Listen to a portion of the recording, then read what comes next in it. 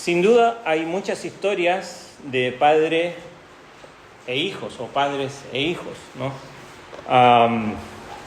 Hoy vamos a estudiar una de ellas, precisamente una que está en la Escritura, sin duda.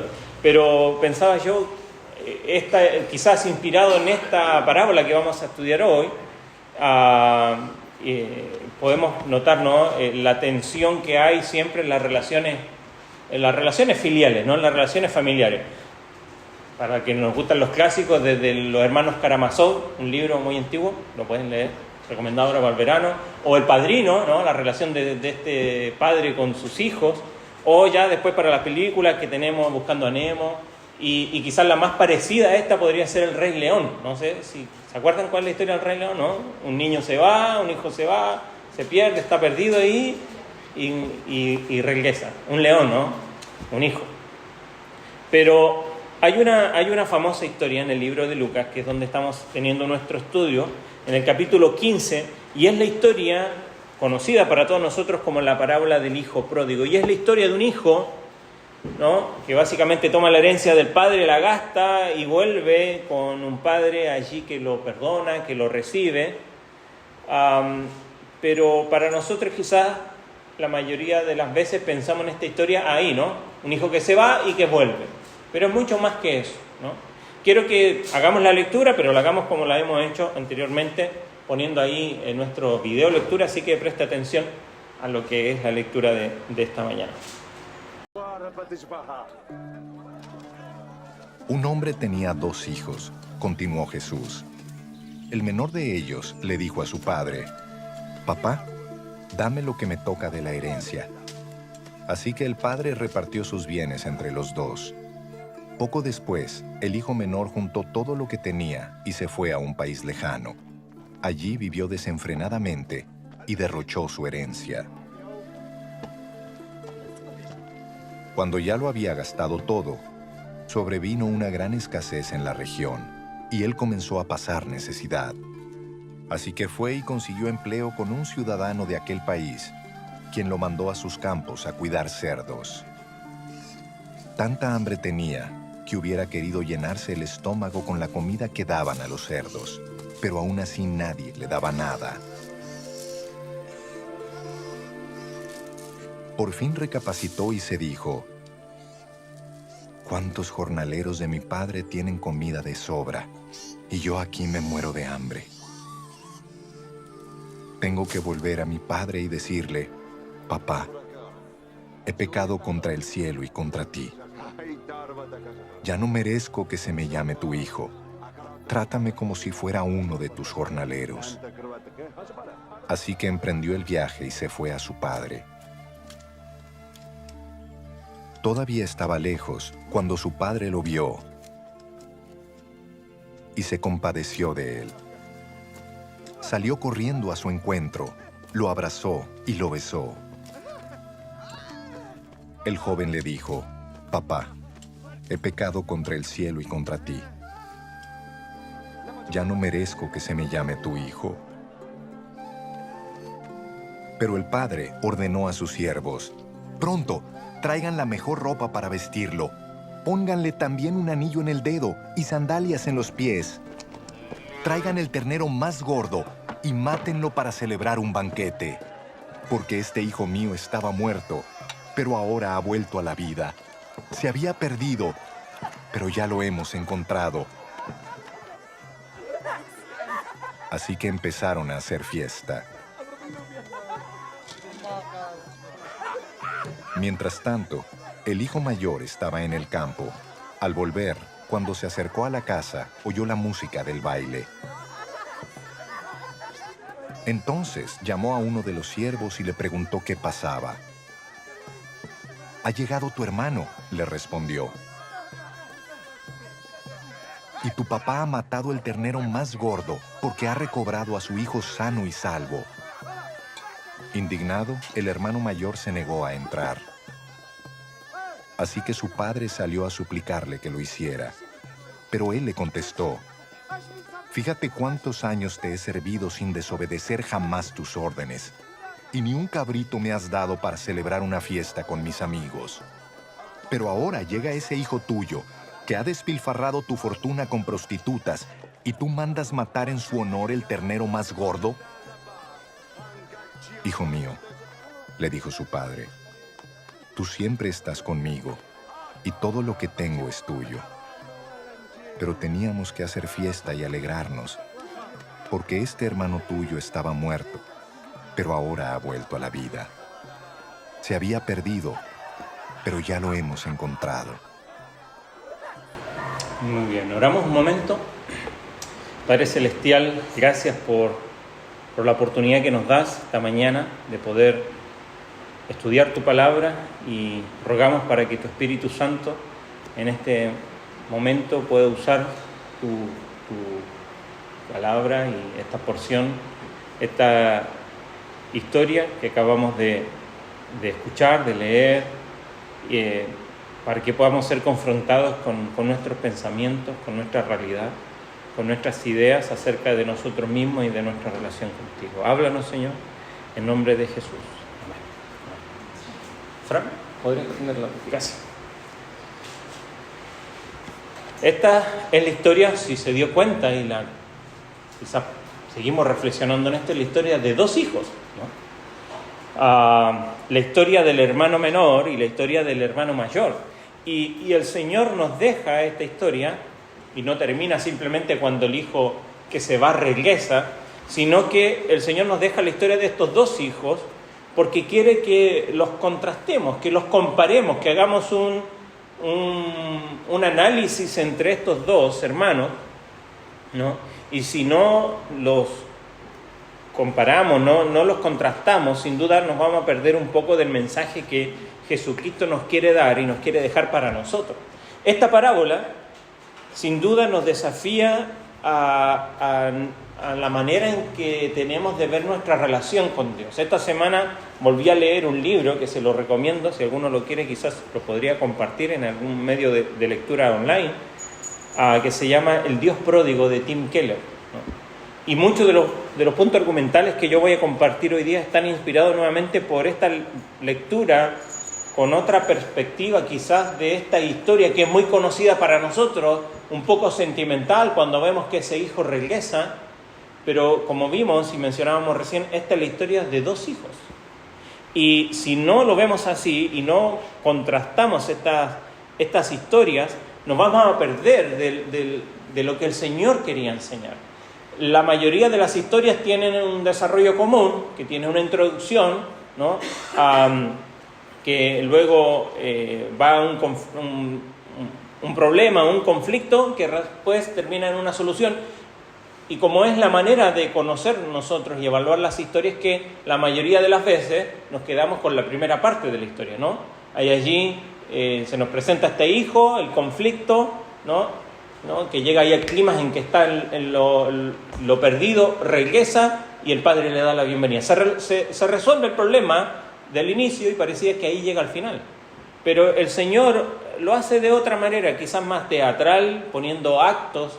Y la primera parte de esta historia comienza con un discurso que a aquellos que están escuchando sin duda les va a llamar mucho la atención, porque es esta declaración de este hijo, como dice el verso 12, y dice que el menor de ellos, porque ya nos cuenta en la introducción, verso 11, que había un hombre que tenía dos hijos, y es la historia de estos dos hijos. Así que si tiene ahí título, parábola del hijo pródigo, bueno, póngale usted al final el título al cual podamos llegar. Pero dice que el menor le dijo a su padre: dame la parte de mis bienes que me corresponde, y les repartió los bienes, ¿no?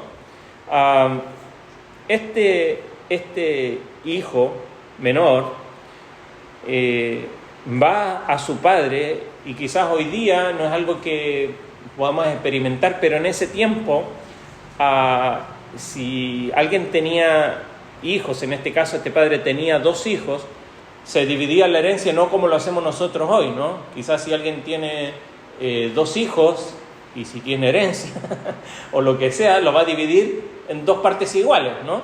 Pero en ese tiempo a los hijos se le heredaba al mayor el doble que al resto, ¿no? En este caso son dos, así que se dividía la parte en tres, y 2/3 iban para el hijo mayor y un tercio iba a ir para el menor. Y esta división obviamente siempre ocurría una vez que el padre moría, ¿no? Como lo sigue siendo en muchos lugares, y lo más común, que una vez que el padre o los padres fallecen y dejan herencia, ahí es cuando se divide. Pero el hijo llega y pide su parte mientras el padre aún está vivo. Y esto es una declaración bastante fuerte, porque básicamente el hijo le está diciendo al padre que desea que su padre es mejor que estuviese muerto. Entonces el hijo menor, en vez de querer al padre, quiere las cosas del padre, quiere la herencia del padre, quiere la riqueza, las comodidades, el prestigio, la independencia que le van a traer las cosas del padre, pero no quiere al padre.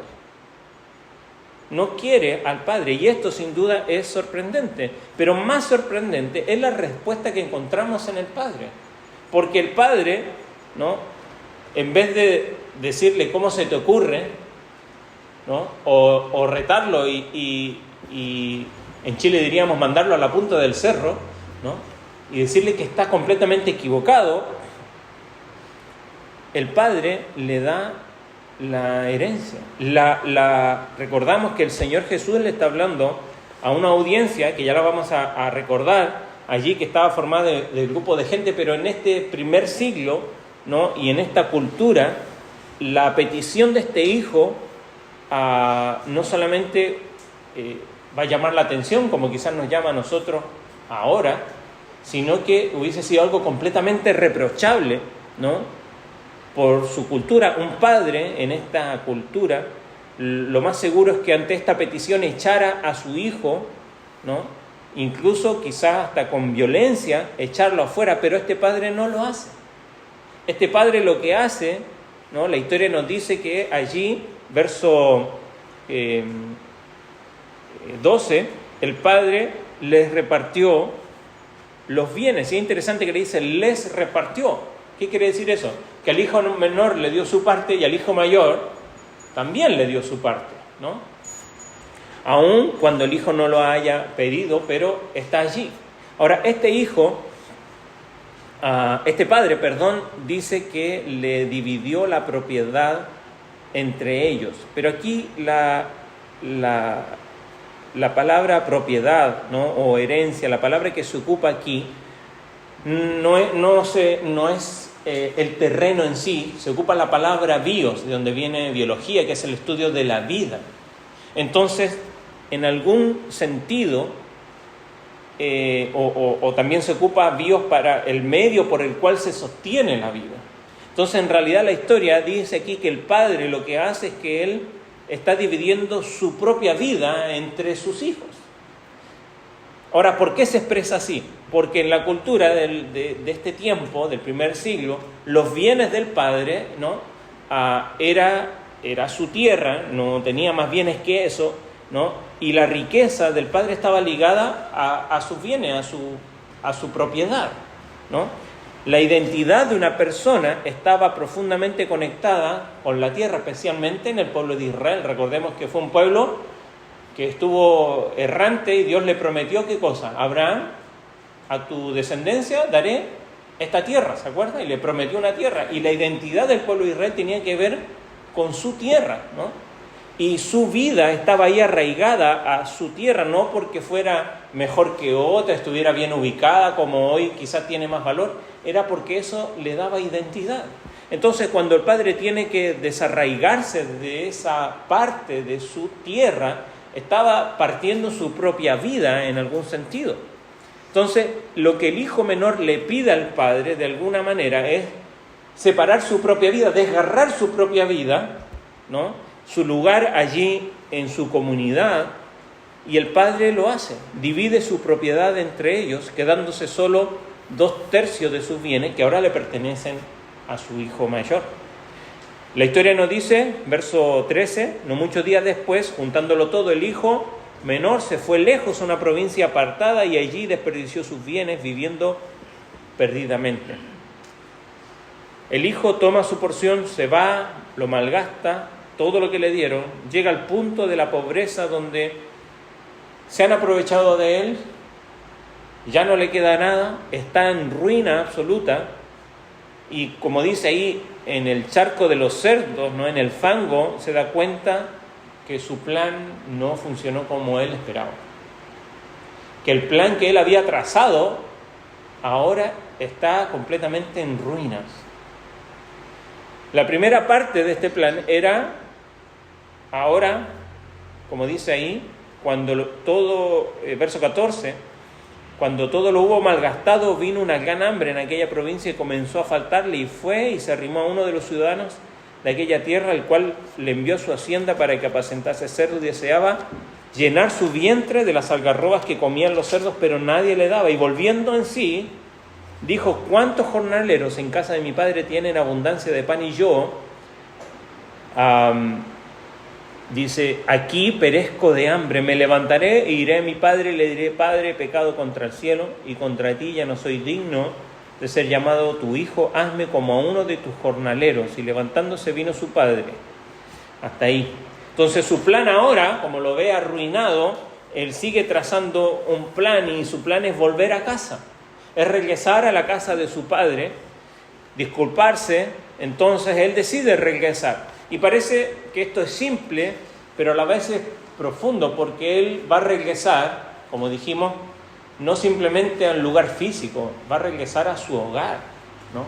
Va a regresar a esa relación con su padre, ¿no?, que es donde él pertenece, que es donde lo aceptan, que es donde él anhela estar, ¿no? Como dice allí, antes, ¿no?, ni siquiera le daban, en el verso 16, él deseaba comer de la comida de los cerdos, pero ni siquiera de eso le daba.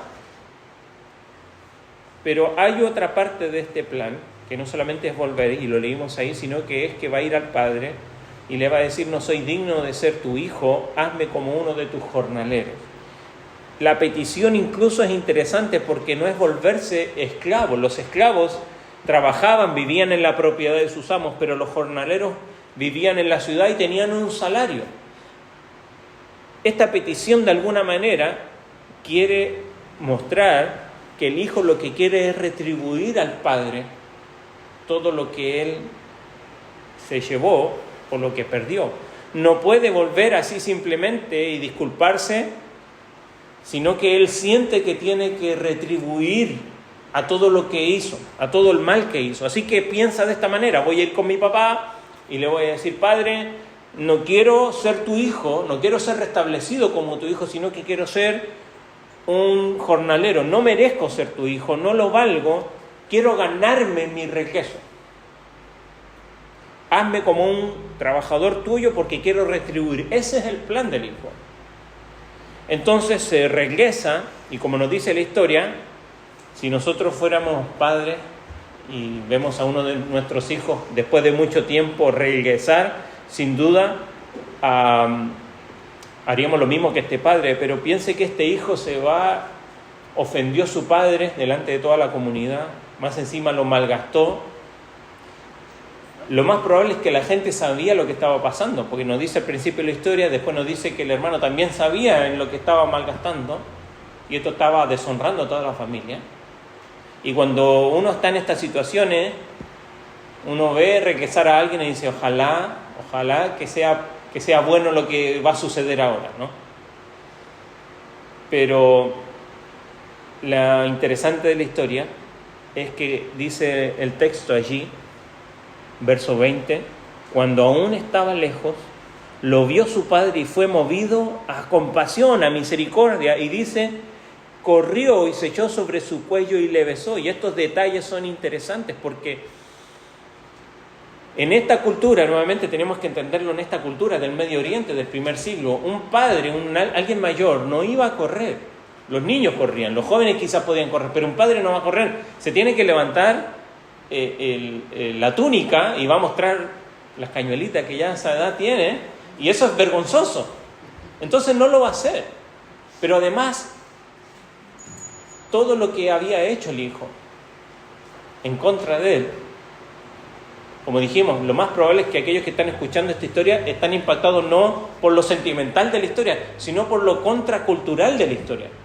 porque lo que hace el hijo es contra la cultura, lo que está haciendo el padre ahora es contra. Todos están esperando que todos reaccionen de otra manera. Pero Jesucristo quiere enseñar algo más profundo, que ya lo vamos a mencionar. Entonces, el padre corre al hijo y dice que lo besa, y la idea allí es que se cae sobre su cuello, ¿no? El hijo intenta allí, lo más probable, contarle su plan, pero el padre dice ahí que no dice que el hijo mencionó su plan. Se da cuenta que antes el hijo menciona 2 veces: voy a ir a mi padre, he pecado contra el cielo, contra ti, no soy digno de ser llamado tu hijo.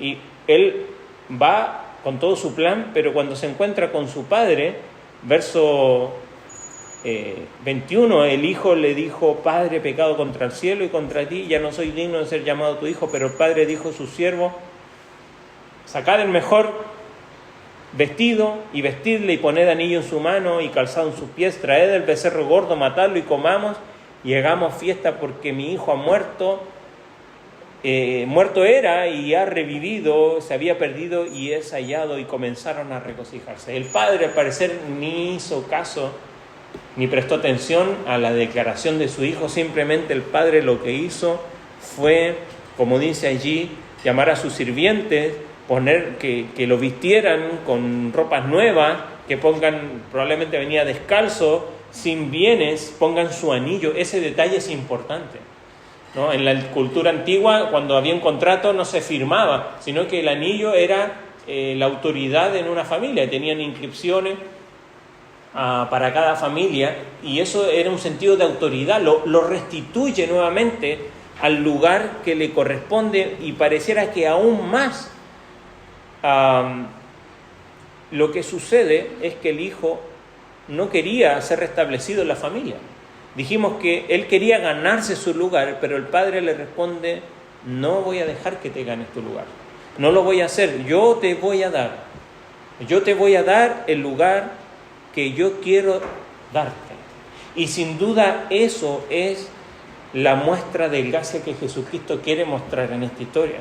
El padre vuelve a confirmar a su hijo al lugar que tenía anteriormente, y al parecer, al ponerle este anillo, que antes no se menciona, como que lo restituye a un lugar aún incluso mejor que el que tenía anteriormente.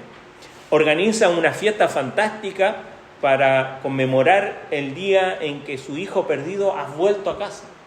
Y algunas personas somos o son como el hermano menor. Quieren las cosas de Dios, quieren las bendiciones de Dios, aún incluso las bendiciones espirituales. Queremos las cosas de Dios, pero no queremos a Dios. Disfrutan de lo que Dios nos puede dar, queremos vivir nuestra vida como nos gusta hacerlo y creemos que eso nos va a dar felicidad, pero algunos, como este hijo menor, un día también deciden regresar a casa, y como el padre en la parábola, que representa a Dios, se nos deja aquí claro que no importa quién seas ni lo que has hecho, tan horrible como las cosas que hizo este hijo, si vuelves, lo que nos está diciendo la historia es que Dios te va a aceptar, que si regresas Dios te va a recibir, que si regresas Él te va a amar. ¿Por qué? Porque todo es por su gracia. El hijo quería retribuir, él quería hacer por sus méritos, volver al lugar, a lo menos, de aceptación. Pero el padre le dice: no lo voy a permitir.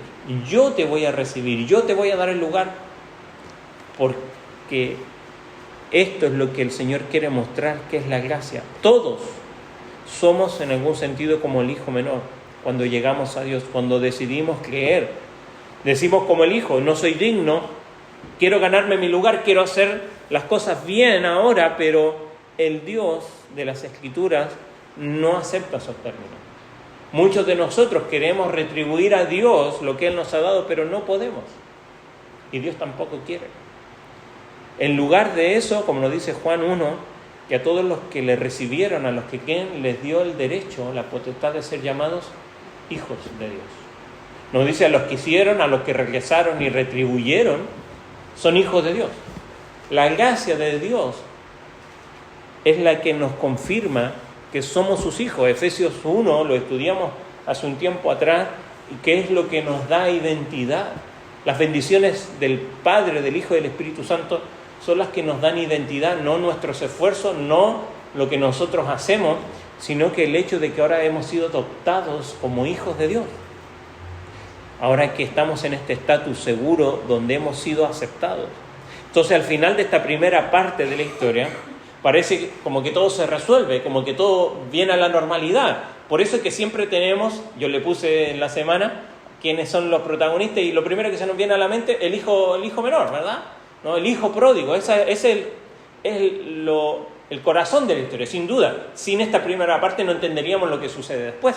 Pero por supuesto que muchas veces nos quedamos con esto, con lo sentimental. Busqué en la semana algunas historias o videos o relatos de la historia del hijo pródigo para poder compartirla. Todas las que encontré, a lo menos en internet, mostraron la primera parte de la historia. Algunas así como actualizada, un hijo que se va, se pierde, ¿no? Y regresa, pero y la historia terminaba ahí, a veces con alguna canción bien melancólica y emocional, pero terminaba allí, pero la historia continúa. Al final de esto, como dijimos, parece que todo vuelve a la normalidad, que los conflictos se resuelven, que el hijo menor ha sido perdonado por el padre, la familia se reúne, pero hay otro personaje aquí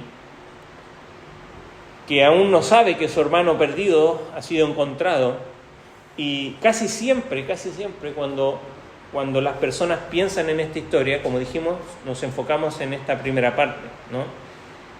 Y nos emocionamos y parece algo muy sentimental. Pero tenemos que recordar a la audiencia original. Los que están escuchando esta historia de perdón no están llorando de alegría, están enojados, están ofendidos. Porque si vemos el contexto, ¿no? Si entendemos las personas a las que Jesús les hablaba y los propósitos de esta parábola, nos damos cuenta que hay algo diferente, que la audiencia no estaba secándose las lágrimas, sino que están sorprendidos, están ofendidos. Dijimos que el propósito de Jesús, al contar la parábola, no era darnos un mensaje emocional, sentimental, de que Dios nos acepta sin importar lo que hagamos. Jesús lo que nos quiere mostrar es que todo lo que hemos escuchado respecto a cómo relacionarnos con Él, lo más probable es que esté erróneo. Y por eso es que nos pone dos historias. La primera, la del hijo menor, pero también la segunda historia, que es la del hijo mayor. ¿Y qué es lo que pasa con el hijo mayor? Ya lo vimos ahí en el relato.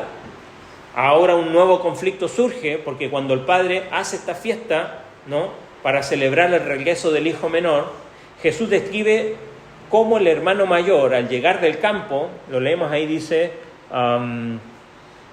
verso 25, y su hijo mayor estaba en el campo. Cuando vino y llegó cerca de la casa, empezó a escuchar algo, ruido, música, gente festejando. Entonces dice allí que llamando a uno de los criados, ¿no?, él no entró, sino que llama a alguien y le pregunta qué pasa.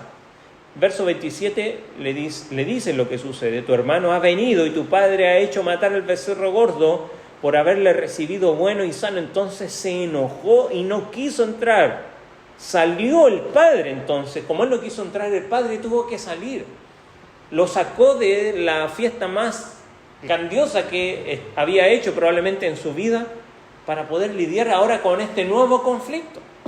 Entonces el hermano mayor está enojado, furioso, se negó a unirse a la fiesta y quizás diría, ahora es mi turno de ser el malo de la película, ¿no? Ya le tocó a mi hermano menor, ahora a mí. Entonces, al no entrar, hay muchas declaraciones aquí. Él está diciendo, yo no soy parte de esta familia, yo no quiero ser parte de esta familia si es que está mi hermano allí. De alguna manera también está diciendo, yo soy el heredero y no voy a estar en la misma familia donde está él. Esto obliga, como nos leímos recién, al padre a salir para suplicarle al hermano mayor. Sin embargo, él se niega a entrar. Fíjese cómo dice ahí, llamando, a verso 26, a uno de los criados le preguntó qué era y le dijo, tu hermano ha vuelto. Entonces se enojó y no quiso entrar, dice el verso 28. Salió por tanto el padre y le rogaba que entrase, mas él respondiendo le dijo al padre, he aquí, tantos años te sirvo no habiéndote desobedecido jamás y nunca me has dado ni un cabrito para gozarme con mis amigos, pero cuando vino tu hijo, fíjense en las palabras, no le llama a él como padre, como lo hizo el hermano menor, padre, he pecado contra el cielo, sino que simplemente lo mira, ¿no? Y comienza a hablar y a quejarse. Yo he sido bueno todo este tiempo, nunca he sido desobediente, pero tu hijo, despilfarró todo y ahora vuelve y más encima matas el becerro gordo. Yo no voy a entrar. Ni siquiera dijimos lo llama por su hermano, ¿no? Sino que tu hijo, él no está aceptando que la familia esté reconstituida, compuesta ahora por hermano menor.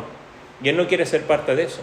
Está completamente enojado y centra su enojo en el costo de toda esta restitución.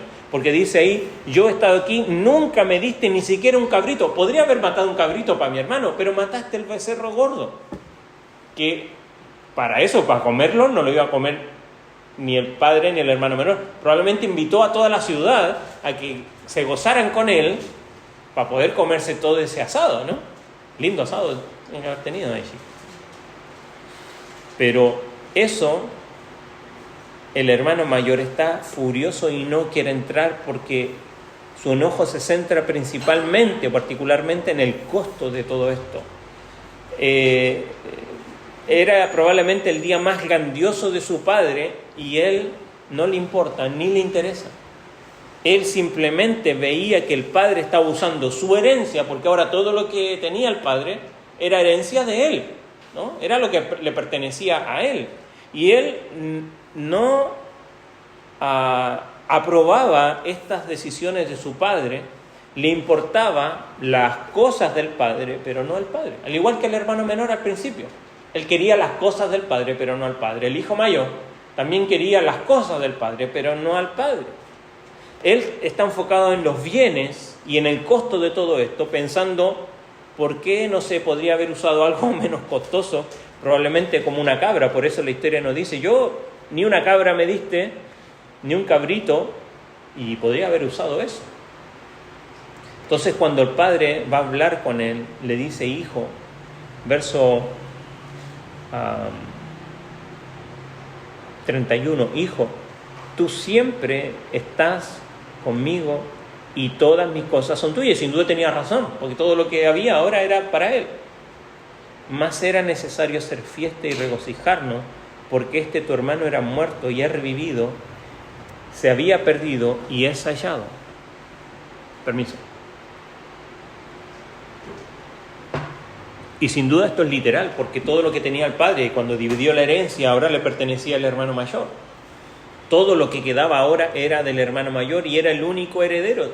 Sin embargo, lo único que el hermano mayor podía ver era que su herencia estaba disminuyendo porque ahora mataron al becerro gordo y ahora le pusieron el anillo y ahora se restituye aquí. Él estaba furioso, humilla a su padre en el día más feliz para él, lo obliga a salir de la fiesta. Pero ¿cómo responde el padre? Nuevamente es interesante porque el padre responde con ternura. Le dice, hijo, yo te valoro tanto como valoro a tu hermano. Entonces estamos aquí sorprendidos por cómo se desarrolla la historia. Y es interesante porque nos preguntamos cómo va a responder el hermano mayor. Si se va a reunir la familia en amor y va a ser el final feliz. Si van a estar todos juntos al final, pero Jesús termina la parábola sin darnos esa parte de la historia, ¿no? Nos deja ahí con un final abierto, porque ¿qué es lo que está buscando Jesús? Gran parte del impacto de las historias de Jesús tiene que ver con, no tanto con la historia, sino en cómo Él las cuenta y la estructura de toda esta historia. Como vimos al principio, la descripción tradicional del pecado, el hermano menor, y pensamos, sí, él ha insultado al padre, anda, como dice ahí el texto, lo dice el hermano, que él estaba con prostituta, ¿no? Que está en el charco de los cerdos, que es un degenerado, un licencioso. Reconocemos el pecado ahí con claridad. Pero al final del segundo acto, de aquí del hermano mayor, Jesús cambia el enfoque y vemos que hay dos hijos. Hay uno bueno y uno malo. Pero ambos están alejados del Padre. Ambos quieren las cosas del Padre, pero no quieren al Padre. Ambos lo usan para obtener las cosas que aman, las riquezas, el estatus, como el hermano mayor, como el hermano menor, ¿no? Uno siendo muy, muy malo y el otro lo hace siendo muy, muy bueno. ¿Por qué el hermano mayor no entra aquí a la fiesta? Él lo dice, yo nunca te he desobedecido. Y esa es la razón por la que él no entra. En otras palabras, lo que aleja del Padre, en este caso al hijo mayor, no es su pecado, sino que es su sentido de justicia. Es su sentido de piedad, de bondad, diciendo, yo nunca te he hecho mal, por lo tanto no puedo estar allí. El hermano menor intentaba obtener el control, yéndose, siendo rebelde, siendo desobediente, pero el hermano mayor intentaba tener el control, quedándose y siendo obediente. Entonces el hermano menor trata de apropiarse de las cosas del Padre, rompiendo todas las reglas, y el hermano mayor busca lo mismo, siguiendo, obedeciendo, intentando obedecer todas las reglas. Y Jesús nos muestra que ambos están perdidos. Ambos están lejos del Padre. Ninguno de ellos tiene una relación verdadera con el Padre. Ambos están alejados, por tanto, como aquí el Padre representa a Dios, ambos están alejados de Dios. Y hay dos tipos podríamos decir, de perdición. Por eso Jesús incluye aquí al hermano mayor en la parábola, porque puedes alejarte de Dios a través de tu inmoralidad y tu falta de religión o de fe o de piedad, pero también puedo alejarme de Dios mediante mi moralidad y mediante mi religión. Entonces muchas personas, incluso muchos de nosotros, tenemos un corazón como el del hermano mayor.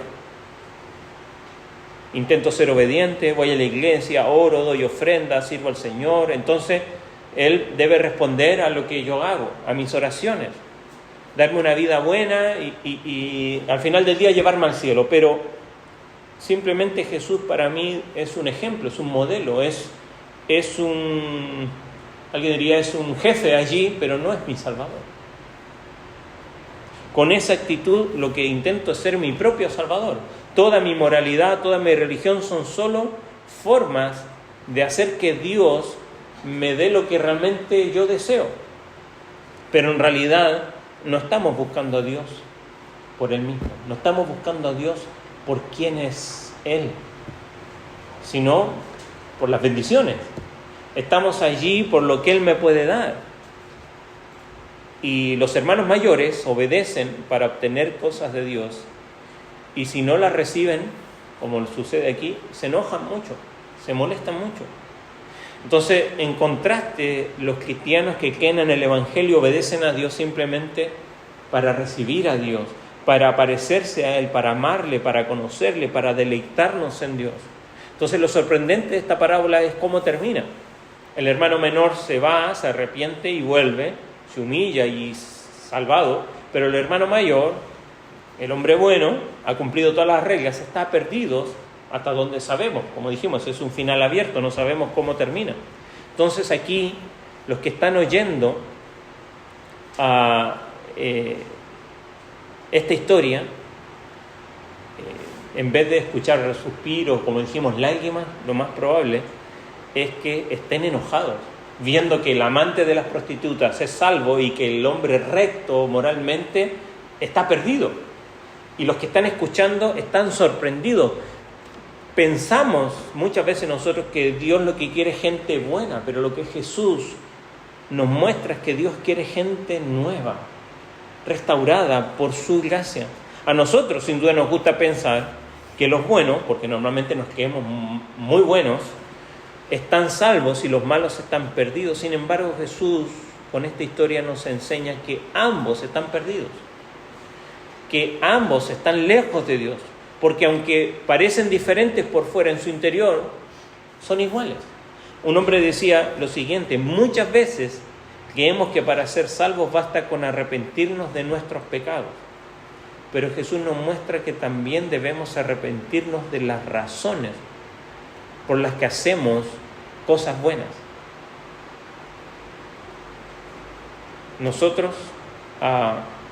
podemos ver aquí a los protagonistas. Dijimos, ¿cuál era el protagonista? Probablemente el hijo menor, algunos el hijo mayor, el padre, sin duda el padre, punto focal. Pero aquí los tres nos están mostrando la historia completa. Y nos quieren mostrar que hay dos tipos de personas alrededor de Jesús.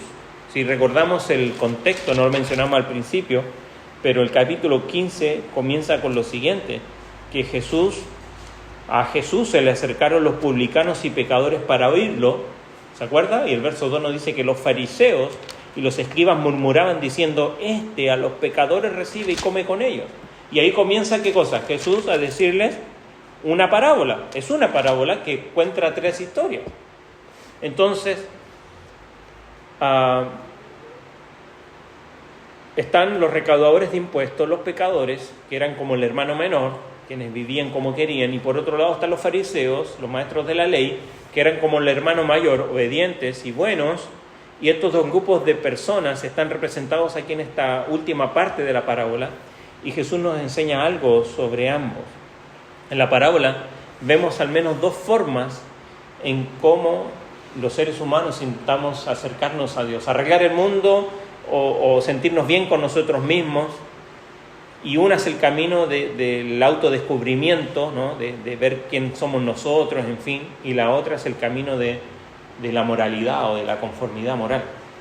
Y las personas que eligen, como el hermano menor, ¿no? Voy a vivir como me convenga, voy a hacer lo que yo quiero, voy a determinar yo lo que está bien o lo que está mal, y voy a descubrir quién soy, y se aventuran, como lo hace el hermano menor. Por otro lado están los que moralistas y que quieren conformarse, ¿no? de esta manera, y dicen, yo voy a ser bueno, voy a intentar mucho obedecer el código moral de Dios, pero ambos de alguna manera están afirmando lo siguiente, que esa es la única manera de vivir, o que es la manera en cómo se debe vivir. Pero ambos lo que están haciendo es que ese camino los va a llevar o sea a la salvación, o a ser felices, o a ser mejores. Pero Jesús dice que ambos están equivocados, que ambos están perdidos y que ambos están lejos del hogar. Que ambos están lejos del hogar. Y hay dos formas de ser nuestro propio Salvador. Y Jesús nos muestra que así como los dos hermanos intentan controlar las cosas del Padre de manera diferente, uno siendo muy malo, otro siendo muy bueno, nosotros también intentamos controlar a Dios y nuestras vidas, y lo hacemos viviendo según nuestras propias reglas, o siendo extremadamente religiosos y moralistas, pero ambas formas nos alejan de Dios. Ambas nos alejan del Padre y luchamos entre uno y otro lugar. Y a veces nos pasamos de uno a otro lugar. Pero el Evangelio de Jesucristo es más que moralidad o inmoralidad. Es más que religión o falta de religión. Es algo completamente diferente. Nos muestra que es necesario volver al hogar, que es necesario volver a casa. Y Jesús termina esta historia sin un desenlace, como mencionábamos recién. Termina sin que descubramos cuál es la decisión final del hermano mayor. No sabemos qué pasa con esta familia, pero es interesante, Jesucristo siendo un excelente contador de historia, ¿no? ¿Por qué termina esta historia sin una conclusión, sin un desenlace? Sabemos que quiere que comparemos, que contrastemos a los dos hermanos, pero también quiere que nos veamos ahí en la historia. Quiere que veamos que necesitamos algo que falta en nuestra vida, y quiere que anhelemos algo y que busquemos algo y que deseemos volver al hogar, volver a Él. Ahora, ¿cómo volvemos al hogar? Ya sea que seas el hermano menor o el mayor, solo hay una forma. Y Jesús nos dice que a lo menos tres cosas necesitamos. Primero, necesitamos del amor o de la iniciativa de Dios. Primera, Juan nos dice que nosotros le amamos a Él. ¿Por qué? Porque Él nos amó primero.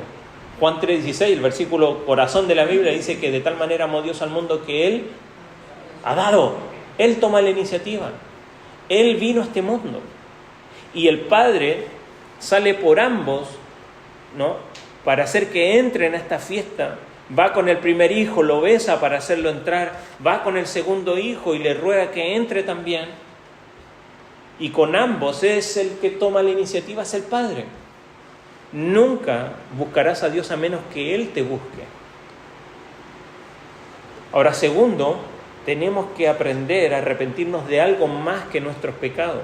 El hijo menor llega a casa con muchos pecados, de los que necesita arrepentirse, ¿no? Y pensamos, ¿no? Así se arreglan las cosas con Dios, pero el hermano mayor nunca desobedeció al padre, nunca estuvo perdido. Y bueno, ¿qué tiene que hacer? No tiene que arrepentirse. El punto es este: nosotros, como creyentes, no solo nos debemos arrepentir de nuestros pecados. Claro que si hacemos algo mal tenemos que arrepentirnos de nuestros pecados, pero debemos comprender que es necesario también arrepentirnos de las razones por las que hicimos las cosas bien en nuestra vida, por las razones por las que queremos ser buenos.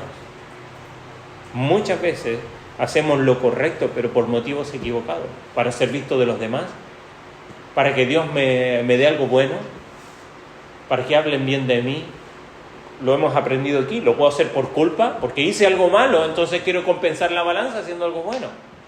Lo hago por orgullo, porque quiero mostrar que soy mejor que los demás. Lo hago un sinfín de razones, pero no lo hago por la razón correcta, y debo arrepentirme también, como el hermano mayor, de hacer lo correcto por razones incorrectas. Debemos aprender no solo a arrepentirnos de nuestros pecados, sino también de nuestra bondad, de nuestra justicia.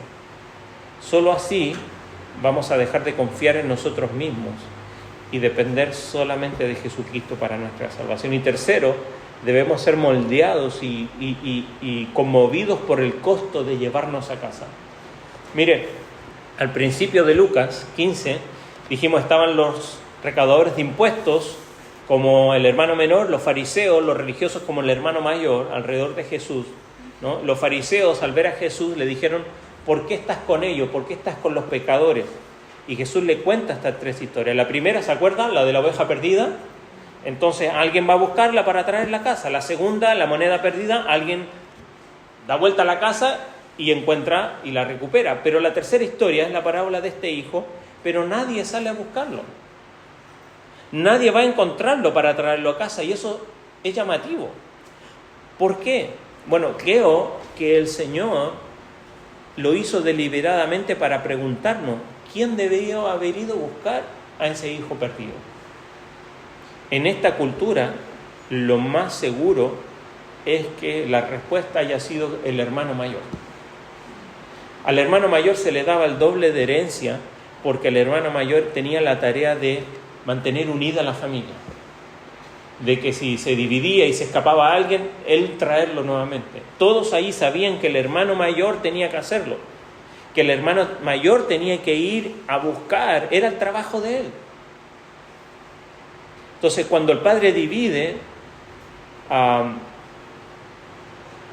la propiedad entre ellos, el hermano obtuvo su parte y se fue, y eso significa que todo lo que el padre tenía era del hermano mayor.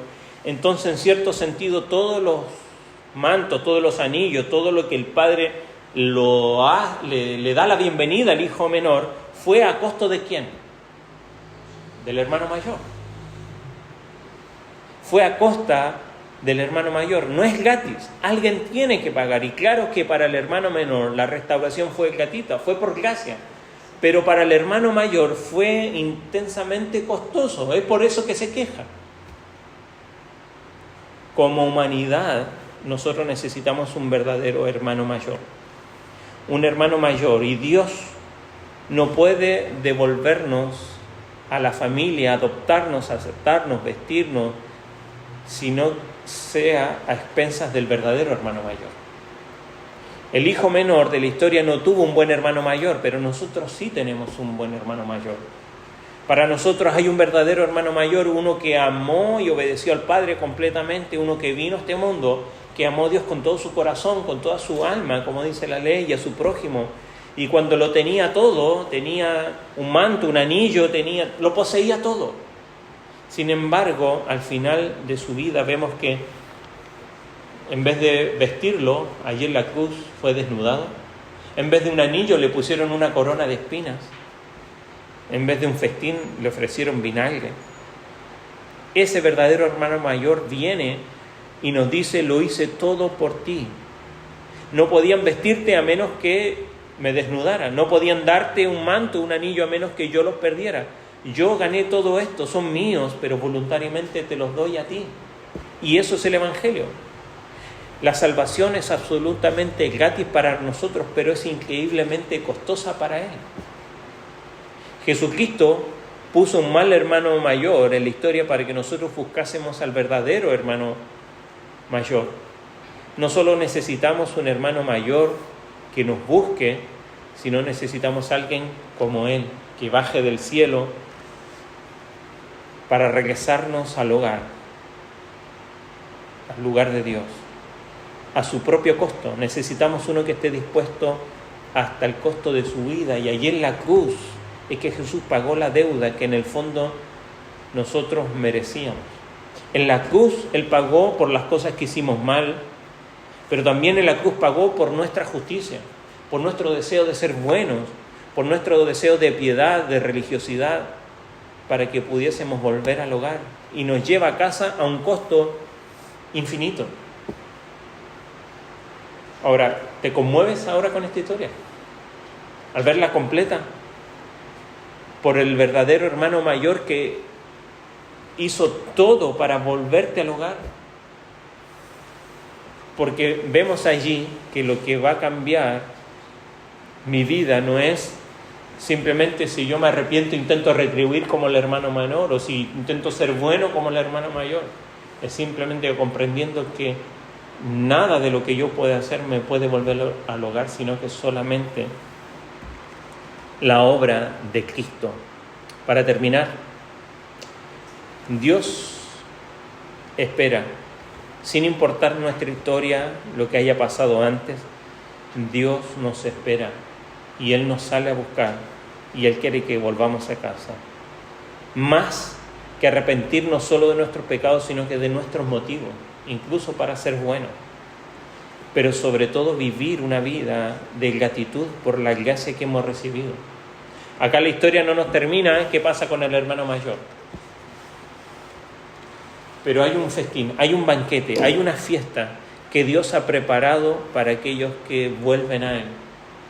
Isaías, capítulo 25, nos habla de un banquete. Mateo 8 nos dice de que todos los rincones van a venir al reino de los cielos y festejar. Apocalipsis nos habla de una hermosa reunión allí en las bodas del Cordero. Un día vamos a participar de este festín.